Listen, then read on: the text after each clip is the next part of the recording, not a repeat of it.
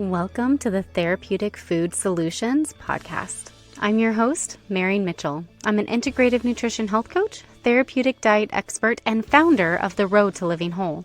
There are many different diets out there. It's hard to know which one is right for you with your chronic illness and autoimmune disease.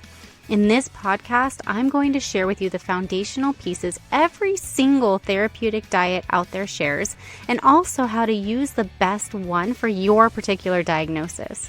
If you've been looking for a meal planning partner, help navigating the complicated healthcare system, and want to feel better quickly, I'm your girl. Grab your kombucha and notebook. Let's dive in. Hey everyone, welcome back to the podcast. I am so excited for today's guest.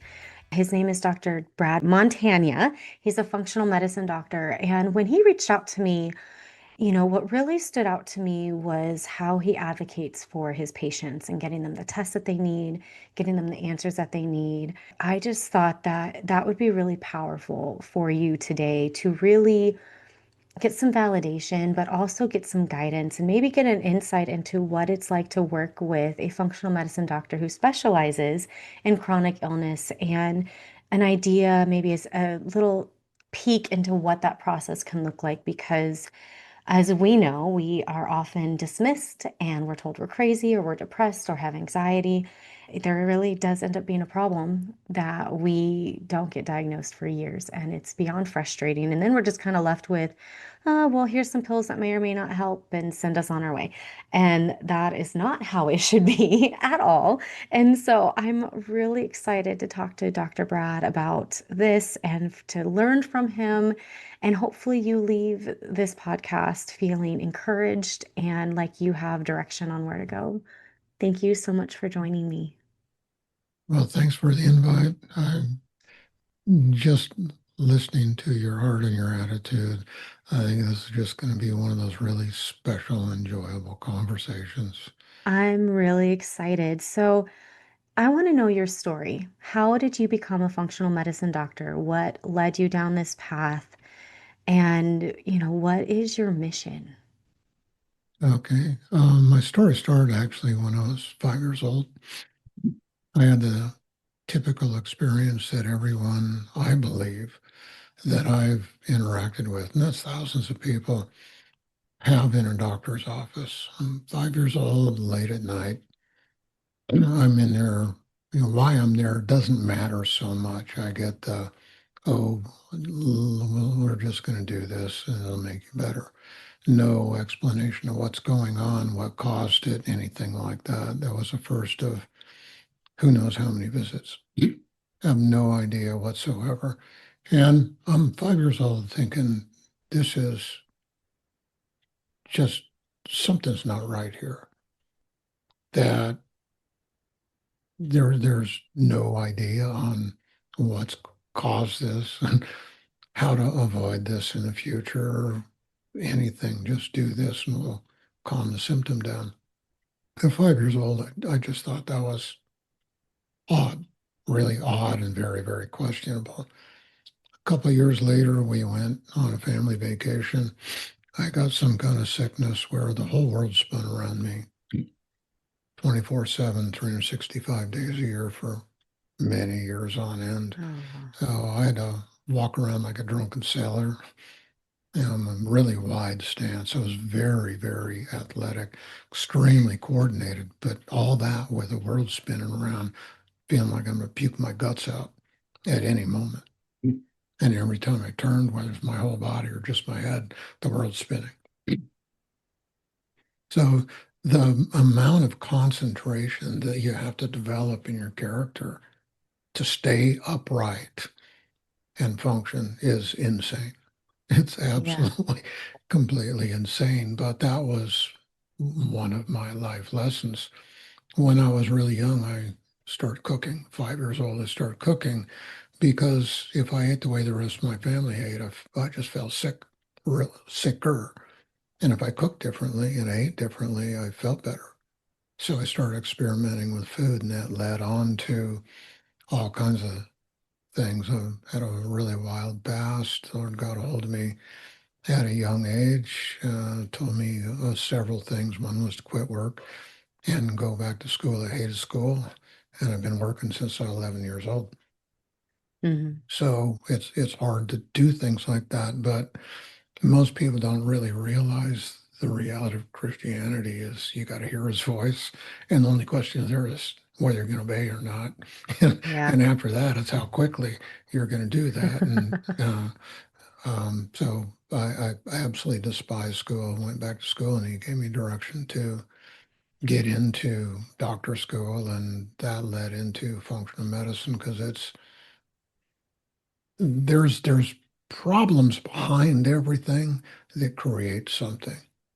And that's Yeah. what real root causes are. There's a lot of talk about people doing that, but there's very few with the tools to Yeah. be able to find it. The diagnostic systems that we have today are completely inadequate to find what real root causes are. So everything that people are used to, the lab tests and all that, those were designed by Rockefeller to increase his profits in the pharmaceutical industry, and he changed the medical institution by using that. And yeah, that's a whole different story. But the lab tests only allow you to find symptoms, and the whole purpose of finding the symptoms is to pacify them, not to find the root cause. Hmm. So, what people are used to as far as diagnostic procedures will never give them the answers that they need. And the further you get into things like chronic illness, most people don't realize there's no doctor school that teaches chronic illness, no medical school, no homeopathic, naturopathic, chiropractic. There's no doctor school that teaches chronic illness. They all teach acute.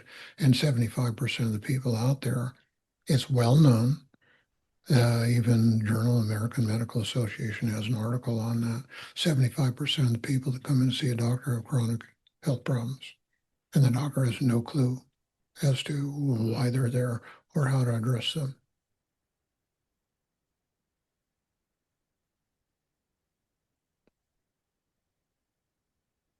So that brings us into this great big huge vacuum with your people. So how do we find out what's really going on inside of us?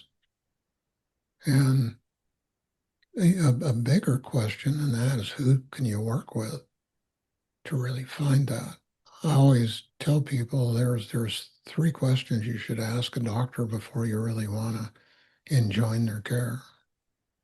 First question is how many people that have what you think that I have, are you able to get well and healthy again? What percentage? Question that follows that is how long does that take? And the final question is what's that cost? You find that almost no doctor can ever answer any of those questions.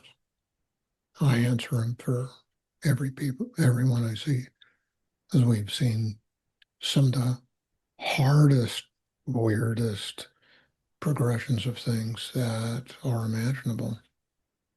And we Yeah. work we work with people who can't walk from the bedroom to the bathroom, people who can't talk, they can't work, they can't communicate. We've had 21-year-old kids having spend 23 and a half hours a day in bed Yeah. because they're so sick.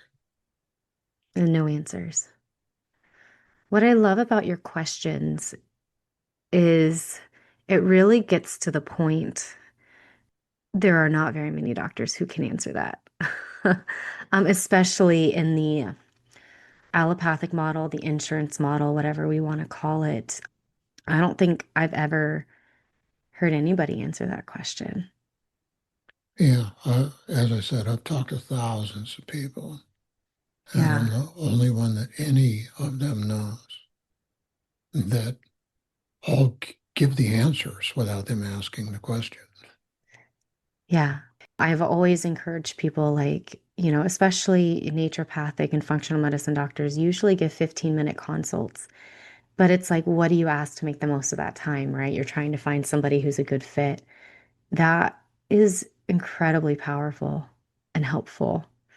Um, I actually have a couple that I'm thinking of that could answer those questions, but they're few and far between, you know? Yeah, and when you think of the 15-minute consult, medical doctors are they're down to 6 minutes. That's all the insurance model gives them.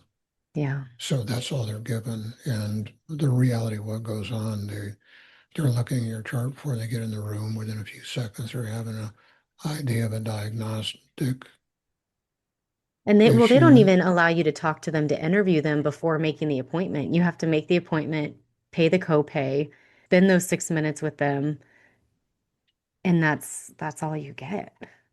Yeah, and they've decided their diagnosis and their treatment before they even walk in your door, just looking at your chart.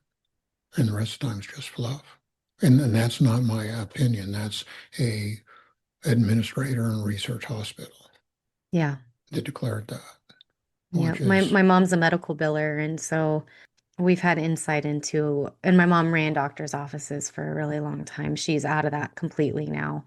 Actually, she still does medical billing, but yeah, like the change in care has been detrimental to the health of this country and the patients that they have because you can't do anything in 6 minutes. Not worthwhile. yeah, and in the 15 minutes, you really can't get into the reality of what goes on. At a 80, I remember a class when an 80-year-old doctor came in and two classes that he did. One, he taught us gut massage, which I just talked to my oldest daughter, her mother-in-law is 82, and they were thinking about doing surgery because of a blockage in the gut. And I just said, they just need to teach those people gut massage. You don't need to do surgery. Yeah. You just need to calm it down and relax it. I'm pausing the interview for just a moment. Dr. Brad has so much to share, and before we continue learning from him, I want to talk about another root cause approach to integrate into your healing journey, and that is eating to support your health. No matter what set of symptoms you're dealing with, eating in a way that is simple to do so you stick with it is nourishing and gives your body what it needs to function optimally and then heal is essential. I want to make this process of changing the way that you eat as simple and easy as possible. I do this by doing the heavy lifting for you with my meal plan programs and my coaching program. No more guessing, no more trying to figure it out on your own, no more going on social media or reading blogs and being told conflicting information and feeling like nothing you do is going to be good enough, so why even bother? And no more spending 3 hours making a meal only for it to be flavorless and uninspiring. If you need to follow a therapeutic diet for your diagnosis, I have meal plans for those as well. I have low mold, histamine for candida and SIBO, and more. No more guessing what to eat when you're given a handout of a list of don'ts. No more over restricting and being hungry, or food just becoming a thing necessary to survive and not enjoyable at all. Eating for your health should be pleasurable, no matter what set of restrictions you need to follow that are necessary for healing, and you definitely shouldn't be hungry all day. Learn more about my meal plans and the coaching program by checking out the links in the show note. And now it's time to get back to Dr. Brad. But the second, I don't remember which was first, which was second, but he taught us how to do history. He says, when you come in a room, sit down and ask a person, what do they think is going on? What do they think is the cause of it? Sit down, look at them eye to eye, and shut up and listen. Because 75% of the time, they're going to be right. When you think of a 15-minute consult, you don't have time to go through history and No. put the pieces together. There's no way. Mm-mm. You can't do it. I have people fill out pretty extensive questionnaires, and it depends on how complicated those are. Sometimes it takes me a couple of hours to go through those papers just to put everything together. Yeah. It depends on how many sidetracks there are and how much convolution there are. A simple one might be 20, 30 minutes. A complex one can be a lot longer than that if there's multiple things going on. And then to convey what the causation of all these things are and what the roots are in a consult, it commonly takes a better part of an hour. Easily. Yeah. I know people who've, been dealing with symptoms for 20 years. So what they give their doctor is, 2.5, 3 inches thick of just all history of labs and history of diagnoses and medication history and supplement history and, um, all of this. And they're like, there's something wrong. This is everything that's happened.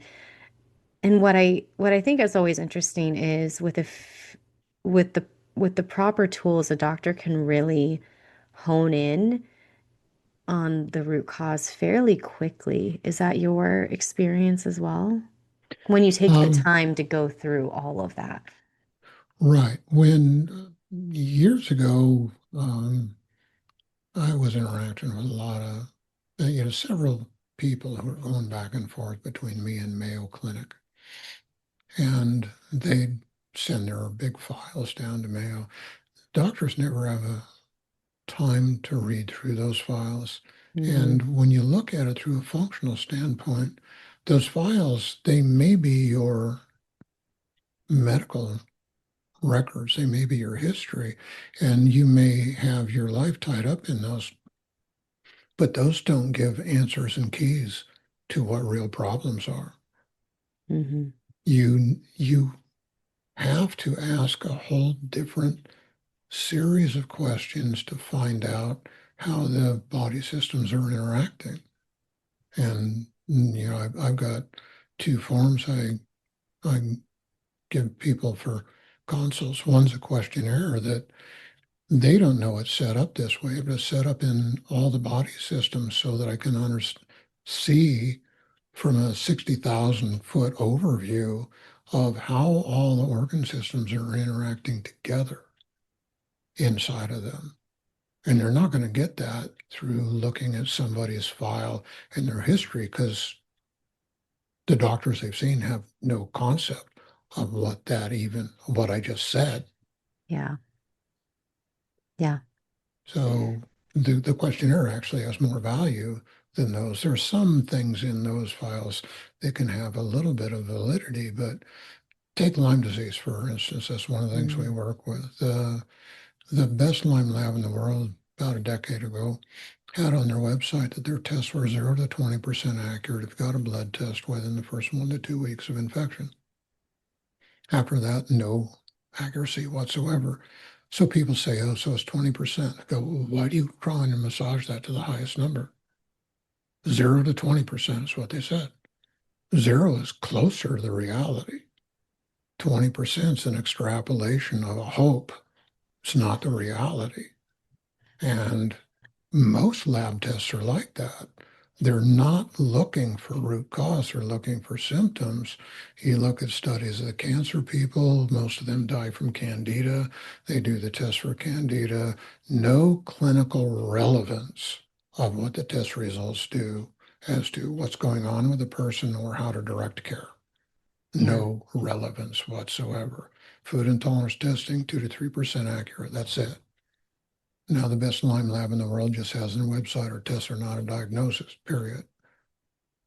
And people don't understand that's the reality of the testing that they've been seduced into believing is a key to their health. It's not. So when you work with a patient, you have your two questionnaires, and then where do you go from there? How do you determine root cause or direction in care to start helping the body heal itself? Um, Good and simple question, really. From the questionnaires, you do a consult. And the Hmm. consult is not a sales pitch like people are used to. The consult is to reveal what's the root cause of all these interactions going on inside of the body and bring them down into some simple sus suspect things that are creating that and what that usually takes to find those and how to address those along with timelines and projections of how well people heal and all that. So we've got one of the highest rates of healing probably in the world. And I don't say that as a braggadocio. That's God thing. And he gave us an ability to do the impossible. And I just couldn't do what I do without him. Absolutely Yeah. not at all. It brings things to a level that people are just not used to whatsoever. Yeah. But we're I'm the tail end of my fourth decade, so we're just shy of 40 years of doing functional medicine. We've shared patients with doctors all over the globe. Some of those have been to the most prestigious, well-known specialists in the world who have no idea what's going on with these people, and they've never got any help. And we've had people spend ridiculous amounts of money. We've had several people over 300,000, a boatload of them over 100,000, and some of just starting out on a journey with not spending much, but Mhm.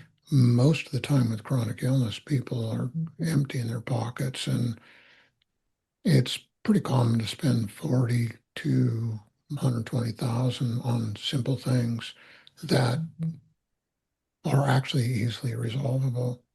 Of all those people that we've seen, I think of one guy I work with in Australia. He went to a Lyme clinic, was $50,000 a week. Oh, Spent several weeks there, and it was just you know,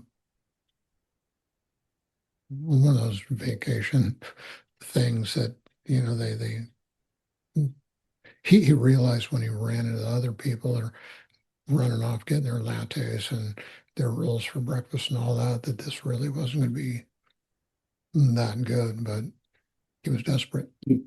yeah. And he said, I'm the most knowledgeable person that he's run across, and he's studied everybody all over the globe. And you can tell within just a few minutes talking that I know that. But from all of the failures of all these other doctors, specialists, and all that, we're over 90% resolution back to full health of the worst that have failed every caregiver they've ever seen. So what is your, I know it's individualized for every patient, but what do you tend to help patients focus on when it comes to regaining their health and healing? Like, is it diet? Is it supplements? Is it, emotional healing? Is it, just I'm trying to think. There's just so many different avenues that Hmm. you can go, and health is truly multifaceted. There's no magic pill or magic bullet or anything like that.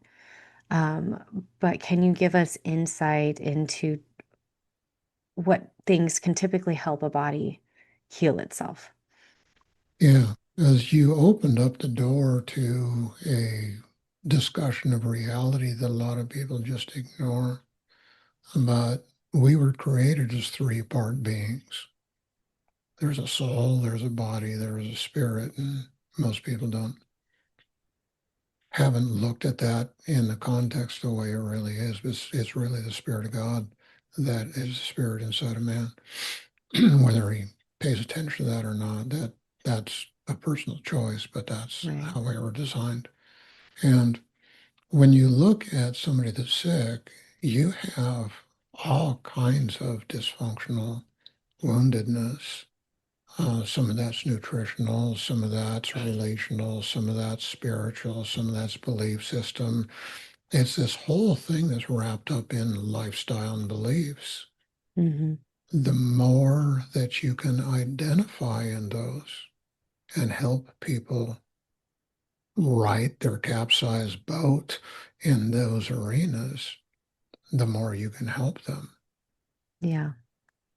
So I've been a minister for a lot of decades, been all over the world doing ministry, Oh, and what a blessing. it opens a whole different side of care that people just don't expect whatsoever. So what people are open to, um, It depends, but sometimes you have to get into people's environments. You almost always have to deal with nutritional issues, and most people just hand a sheet with that rather than walk you through what you need to.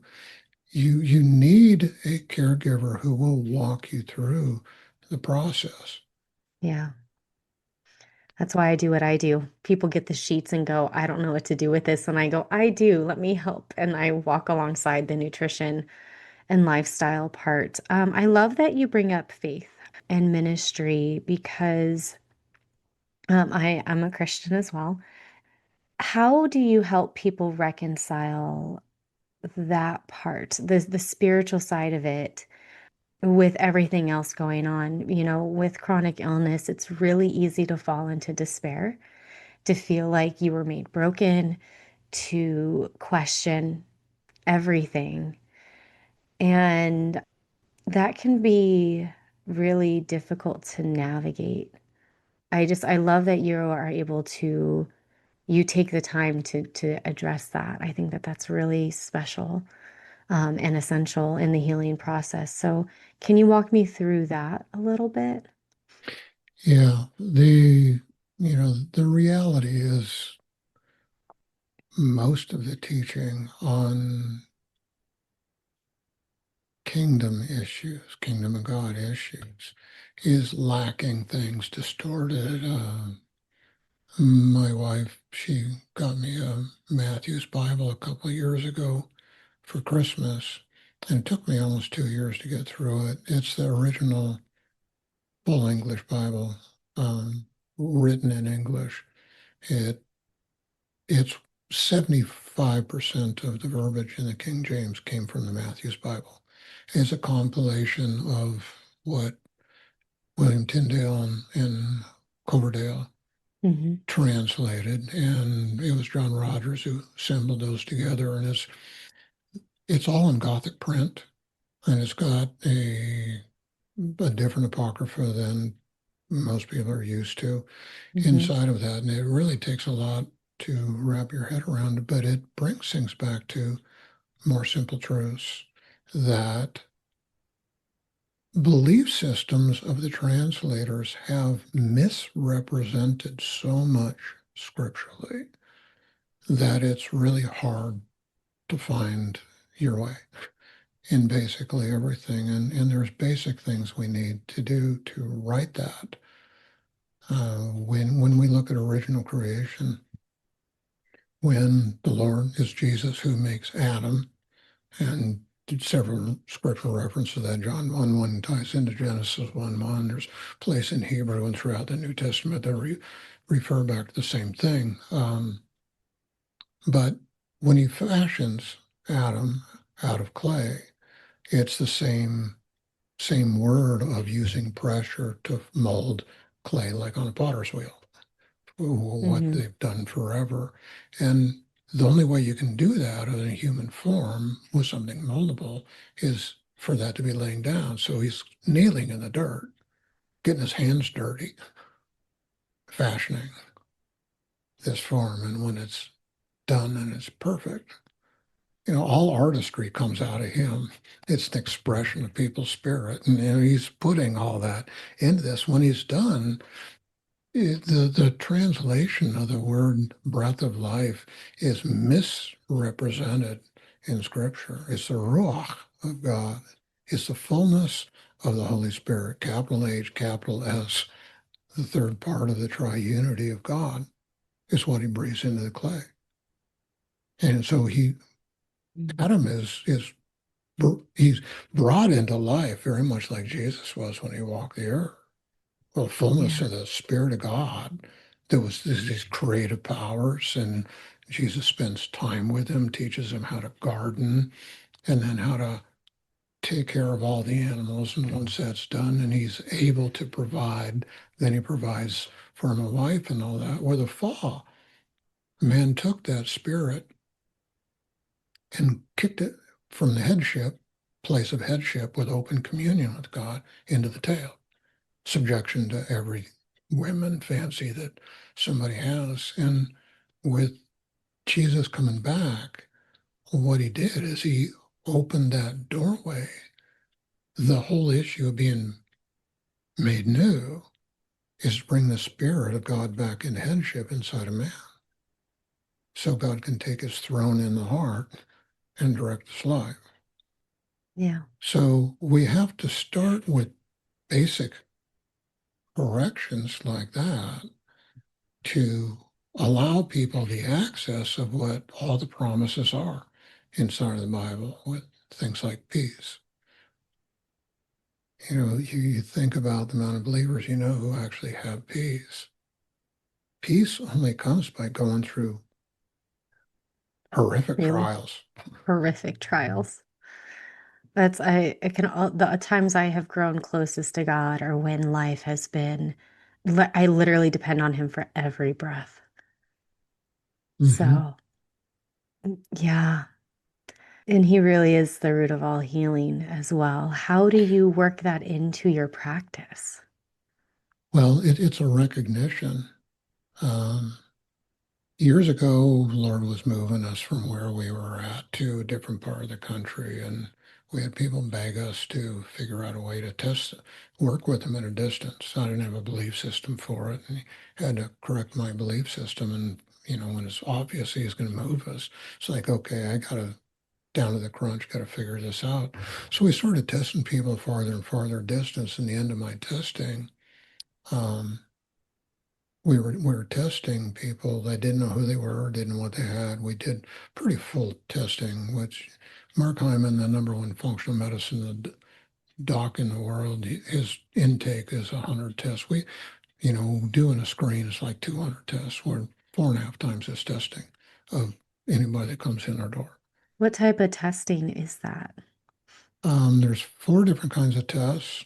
There's lab tests. We already talked about how inaccurate they are. There's a dark field or live cell microscopy. Problem with that is you can't identify species and you can't test a therapy against it. Okay. So that's its failing. The third one is electrical diagnostics. It's a really simple cookie cutter way to address things that you can market really well. And you can quickly show people some hard data on that. But the studies behind that say that it show that it has a reasonable accuracy in what it can find, but it can't tell you the extent or the cause. And without being able to tell what the cause is, this therapeutic intervention just falls flat on its face. Hmm. And the last form of testing is muscle testing. It's 95 to 97% accurate. On double-blind studies, it's the only way to really find real root cause. And when medical doctors came into functional medicine, they seduced people out of the muscle testing into lab testing, and they lost the ability to find the very basics of what they stated. I have so many questions about muscle testing because I have also heard amazing things and I've heard it didn't show anything. Right, and there's a reason why. So I'll go back to my office. We were testing people at a distance, and the whole thing works by electromagnetics. So we just use electromagnetic transformer when we do something at a distance. We test people at distance, and we brought them back in the office. And the first time I did this, the results were almost identical. There was one thing that was different. And my wife said, "But did you check this?" And I checked it and I go, "Oh, wow, they're 100% identical." The statistical impossibility of that is just unthinkable. It's Yes. completely unthinkable. And I realized right then that the Lord had given us an accuracy that is statistically impossible simply because of the integrity we have and the heart we have into helping people. So he empowered us with a different level of healing with that. When you look at muscle testing, I stayed away from it for a long time. Lord had to address my belief system before I could embrace it. I wasted a lot of years in not having that because there's so much pretense and cultic belief systems of those people that have that, and they're not accurate in what they do. So they get results all over the map. Hmm. Now, Lord gave me a system of testing that has all these cross checks in it. So I don't make those mistakes. And the only time I do is if I'm pressed for time and somebody wants to get some information where there's not enough time to be as thorough in the double checking, Hmm. like say for food intolerance issues. Generally, most people use a screen, just testing one generic muscle with that to see if people are responsive to it. I typically use organ systems to do that. And if you're really pressed for time, you might check 3 organ systems, but you might need to check 20 to see what the whole body responds like. Like the liver might be okay, thyroid might be okay, but once you get down to the colon, it falls apart. And if you don't Yeah. test all of those things, you miss it. If a clinician that's doing muscle testing, if they want to make everybody into their special cookie cutter box, so they're famous for whatever thing that they want to do, so everybody they have come in has that, their belief system invalidates their testing and their results. You have to be open-minded. You have to do an extensive amount of testing to check and cross-check and confirm and prove out rather than rapidly do something, and it takes time.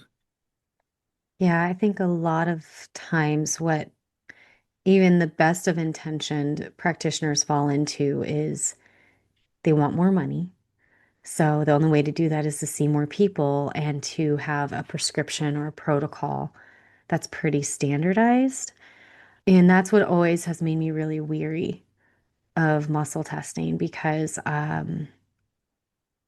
like, again, for some people it was miraculous and amazing. And then for lots of others, it just wasn't helpful and their symptoms didn't change at all. And I never really was able to have anybody explain why there was such differences Yeah, in muscle yeah. testing. I've been approached by a bunch of people trying to sell products with things, and some of those do their own muscle testing. One person was selling this water, and they want you to, stick your arm down by your side, standing up, stick your arm by your side, turn your palm all away from yourself, hold your hand at a 45 or a 90-degree angle, and they put weight on it. And they're testing their water. And this lady, she tests me on one thing, she pushes straight down. She tests me on something else, and she tries to pull me off to the side. And I, I got pretty fast reflex. I saw it coming, and I just planted, and I didn't move. And I just looked at her and said, "You're cheating. Your test isn't true because you're cheating, and this is how you're cheating." So all you just proved to me is that you're not honest with what you do. You have to be honest. The only way you can be honest is to be humble, to be broken, and to have this inquisitive mind of what's really there. And you test it out and you prove it out the same way you do with math, physics, chemistry, finances, relationships, everything in life. You test those things out to see if they're true. Mhm. So, can you tell us a little bit more about muscle testing? Just because I am extremely curious and I have you here. So, I would like to learn more about it. I guess, can you explain how it works and then Yeah. how to find a practitioner who's actually doing it correctly? Okay. I explain how it works differently because my mind works differently. And I've always had that question of why. I'm always curious how things work. And I've got one of those engineering minds that's just wants to know how things function. Hmm. And I've got a background I've got so many hats, it sounds unrealistic. But I've got decades in construction, electrical work, plumbing work, mechanics, fabrication, a whole bunch of different things. And everything is built off the same foundations. Um, so when you look at muscle testing, and we get back into some simple issues of physics. When wasn't Isaac Newton? No, who it was? The guy with the curly hair. Real genius. He did the uh, it's equals MC squared. Um, Einstein? yeah, he had a good friend, Dr. Kerry Reams, and when he came up with that, Kerry Reams asked him, "So what's that mean to the common man?" And he, I see him put a hand on his shoulder, draw him in, look him right in the eye, and says, "That's for you to figure out." And Kerry Reams actually did. What that formula means is E equals energy, C is the speed of light, M is mass. So if we look at energy, it's a function of mass and light. If we play around with algebra, we can look at that, and mass is a function of light and energy. Um, or if we want to look at light, light's a function of energy and mass. And what that means is we've all been lied to. We get back into the chemistry physics thing, and these models that we have of an atom are not true. They don't have these solar system-like orbits of these orbitals that are most of the time electrons, but they can be positrons, and all that's kind of mind-blowing. But the parts of the atom are an electromagnetic spin of light. That's what makes up the electrons, protons, neutrons, positrons, and everything else inside the atom. And the orbitals they make is really different. What an atom really is an electromagnetic pump. And as these orbitals move around, these electromagnetic pulses move back and forth in different frequencies and different strengths. Every unique um, element has its own, every compound of different molecules has its own electromagnetic frequency and all that. And all muscle testing does is testing the integrity of those electromagnetic pumps that make everything function inside of the body. Everything inside the body works by these electromagnetic pumps going back and forth. Mm-hmm. And for people who want to be agnostic, you can ask them the proverbial question, okay, so where's electromagnetic spin of light come from? In the Big Bang Theory, there's no light before anything happened. Where did the light come from to make all matter? Mm-hmm. The only place it comes from is from God, and it's one of the biggest proofs that it's there. So you can bring all this stuff back into something simple, but that's what muscle testing is really testing, is the integrity of these electromagnetic spins of light. When something has a good integrity, muscles are strong. When it has a poor integrity, they're weak. And they've tested with electrical measuring devices the difference between a tired muscle and a weak one. Okay. Whole different electromagnetic spectrums and all that. Huh.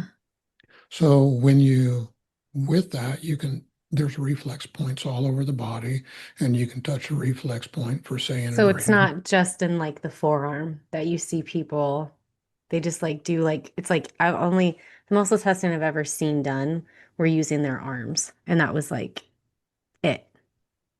Yeah, there's a whole bunch more than that. Embryologically, every organ, every tissue pulls a nerve supply off the developing notochord, which ends up being the central nervous system. Mm-hmm. Oh, people have mapped those things out, tested that out, and they find that each organ has a specific muscle that it ties into that you can test for. Okay. So that's one system of muscle testing where you test each organ for different things. There's Mm-hmm. another system of using just a generic muscle that doesn't tie into an organ system and touching reflex points and asking questions. So there's a reflex point for liver, different one for the stomach, different one from the thyroid, different one for the adrenal. You can touch the adrenal. Most people just test the adrenal. We test the adrenal for 11 different functions. Most people test the liver. We test the liver for, it's like 22 different functions. And on and on and on down through the line. You've got to get into the minutia of functional levels to really find what root causes are with all that. And then with testing different substances, since every different herb, every different combination of herb has its own unique electromagnetic frequencies. If you put those in a sensitive part on a person's body, if those harmonize with their electromagnetic system, makes them stronger. If they aggravate the electromagnetic system, makes it weaker. So you use that in a systematic way to test everything and everybody against every kind of therapy you would want. You could even use that as a lie detector, which is a great thing with young kids who say, I didn't do it, nobody did it. And you can just test them and who it is, they get weak. And it's a simple way to do it, but it's a phenomenal tool for those who are, one, they've got integrity. Two, they they're not trying to put everybody into a box. Three, you got to know a tremendous amount of physiology to make that testing valid. That it sounds like it would be difficult to find a practitioner that fit all of that. And And that's it's not like yeah. they're trying to hurt people, but sometimes I think ego gets a little big. Um, and unfortunately, I think in the desire to whatever the desire is, it undermines the therapy itself, the diagnostic tool itself. Um, people are really looking for answers and finding somebody who is willing to explore everything and take the time to do that is very rare. Mhm. Yeah, it's extremely rare. You As I know, said, Dr. Mark Hyman, he's the number one functional medicine doc. His intake of a new patient is 100 different tests. There's add-ons on top of that, or 4.5 times that. yeah, Good friend of mine, his metabolic tests are 52, or 5 times that. yeah. It takes that minutia level of testing to really find things. But we Well, do. and when you're dealing with complex chronic illness, like what I find on the spectrum of functional medicine naturopathic doctors is there's those who don't believe in any testing, they just work on the foundations. And then when the foundations work, they're like, awesome. When they don't work, they're like, I have to refer you out. And that's where the path of finding a practitioner who can actually get to the root cause and help you resolve it becomes such a journey. And sometimes, I mean, people have been looking for 20, 30 years dealing with symptoms. Yeah. And, I mean, there's a good percentage of the population that if you get diet right, you reduce the toxic burden, you work on a little bit of stress management and stuff, it can resolve a lot. But then there's those, and and this is who really the podcast is geared towards, is those that there's something deeper going on and getting answers is really difficult. Hmm. Diet and lifestyle help a lot, but they don't resolve it, and they're still suffering symptoms and they're still debilitated and pushing through every day. And, find the practitioners that resolve the chronic illness, it does take a whole lot of testing and time. And they're like, it could take 2 to 5 years, No, depending no, on. no. That's not Well, I true. mean, just okay, Right. so let's talk about that because I've seen where it's like, okay, mold toxicity could take 2 to 5 years for the body to recover from that, right? Shouldn't. It shouldn't. Okay, so let's talk about that. What Okay. sets your you apart from other people who also deal with chronic illness, but in a very different way. And the timeline that it takes for healing the body. Virtually everybody that I work with has some degree of mold problems, some degree of mold exposure. Hmm. So you're talking thousands of people over 4 decades. Right. So there's my basis of reflection for that. Mold, like everything else in the body, is opportunistic. Yeah. It's never the primary issue. It only it capitalizes on a beat up immune system that's already dealing with more toxicity from other sources. Hmm.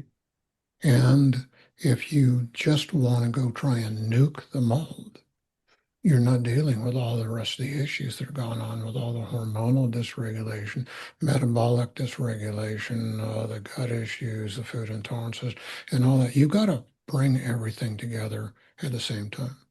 Hmm. You take somebody, a fairly common thing that we see quite a bit, somebody with chronic Lyme disease, they've had it for, I got one person right now, I had it for almost 25 years. We've had people longer than that, 3 generations worth. The mold toxicity was a huge part as far as that goes. And they've seen a multitude of docs and really not gotten any help at all. I've got 2 people in this category. One was in a moldy work environment through the Social Security Administration, and they're been trying to resolve things through them. We started them, and their mold toxicity was, I don't remember, it's like 4. I don't think it was even a 6. I think it was, between a 4 and a 6 out of 10. 10 Hmm. being as bad as you possibly can. In a matter of 2 months, we have that mold issues down to like less than a half of 1. Yet the other issues that set the stage for the body to not be able to respond, those are coming down also. But with mold, like everything else, there's root issues that set the stage for other toxicity Hmm. that the mold comes in through the lungs, and over 75% of the immune system's in the gut. The we've got 4 detox organs. You've got the small intestinal wall, the colon wall, the microbes that grow inside of the gut. That's 3 out of 4 inside of the gut. Mold doesn't usually come in through the gut, it comes in through the lungs. Hmm. And the toxicity comes in through the spores, which are generally 2 to 5 microns. A micron's a thousandth of an inch. To give you a relative idea, a 16th of an inch is 63 thousandths of an inch. So 2 microns is, if you take a razor blade and draw that across a piece of paper, that line on wood or your counter or a piece of paper, that's maybe 3 thousandths. You're talking ultra, ultra, ultra small. And that's Yeah. where all the toxicity is. And the toxicity is there so that the mold has preference over whatever the food source is. So it kills off the bacteria, anything that's competing for that food source. That's why it's there. Right. So Right. that's where all the mold toxicity comes in from. It comes in through the lungs. The immune system has no detox function whatsoever. The liver's the fourth one, and all the returning blood out of the gut goes straight through the liver.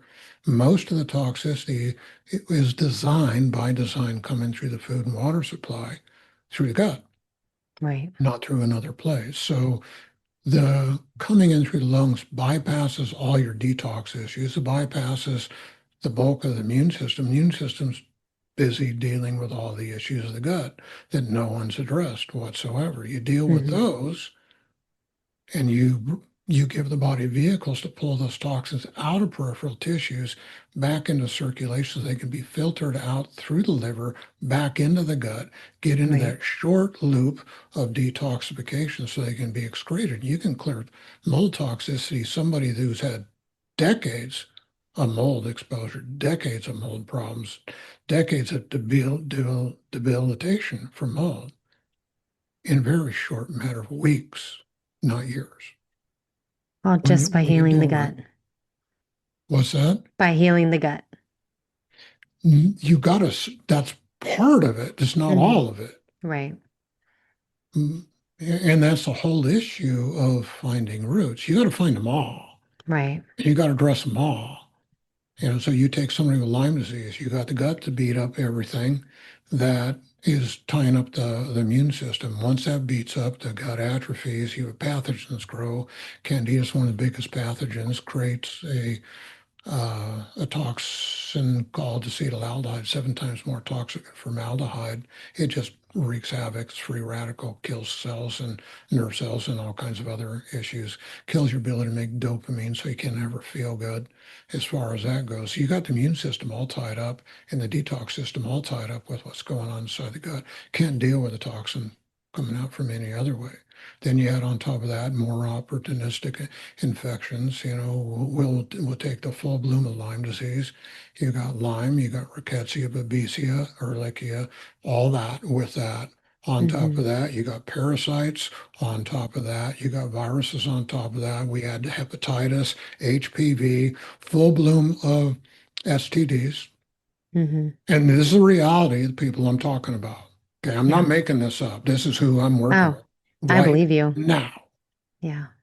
In a matter of 2 months, their lives completely changed. We got a lot of work to do. Everything's reducing, but the molds become, from between a 4 and a 6 down to one half of a one. Why everything else is reducing too, because we work with it all together. The body it doesn't function in compartments and doesn't heal in compartments. You got to bring everything together at the same time. Yeah. That's so encouraging, truly, um, to think that there's a way to tackle it all and to help the body heal itself and become an uninhabitable host or an undesirable host. I think is really the key when the body can really just take care of itself and function optimally. And getting to that point is really difficult. We are running out of time. And I Yeah, just want to, you know, thank you again for coming on and encouraging everybody and, giving people direction and hope.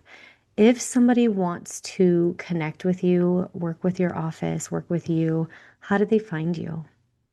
I'll give you 2 ways. One's really easy to remember. I've got a landing page. It's getmewell.net. And on that, I've got a book that teaches you how to do some simple steps to massage your lifestyle so it completely changes your destiny. And that's a huge resource. You just got to drop your email in it and it just shows up in your inbox. That gives links to my website, to my podcast, to a book on Lyme disease and chronic illness. That's one of the easiest ways. My website is healthfully.com, healthfully, the letter U.com. And with that, I've got a ton of resources on that. And then all my contacts right there. Awesome. Thank you so much again for your time and sharing your wealth of knowledge. I've really enjoyed talking with you and learning from you. I actually feel really excited and I can't wait to learn more from you. And I want to learn more about muscle testing. That just, you've just kind of tickled me and I'm like, I need to know more. So I'm really excited. Yeah, well, I would encourage you to do 2 things, one is to go on my website, fill out the forms. We do a consult and see what your root issues are, what you're missing, Yeah, and how to get you back on your feet. That's one thing. If you want to do some more podcasts, let me know. We can schedule some. We can talk about anything you want. I would love to have you back. Yeah. Well, thank you again so much. And I look forward to having you back. All right. I'll look forward to it too. So I'll just watch for some emails and we'll connect then. Thank you so much for hanging out with me today. If you found this episode helpful, would you do me a favor and help others find it by leaving a review, sharing a screenshot on social media, or sharing the link with a friend? By you sharing what you've learned, others are able to find this podcast and join our community. Be sure to check out my website, www.roadtolivingwhole.com, for over 160 delicious recipes, a variety of meal plans, and a blog packed full of even more healthy living tips. If you'd like to learn more about how to work with me as your coach, you can schedule a free consult through www.roadtolivingwhole.com/health-coaching/. Until next time, friend. Bye.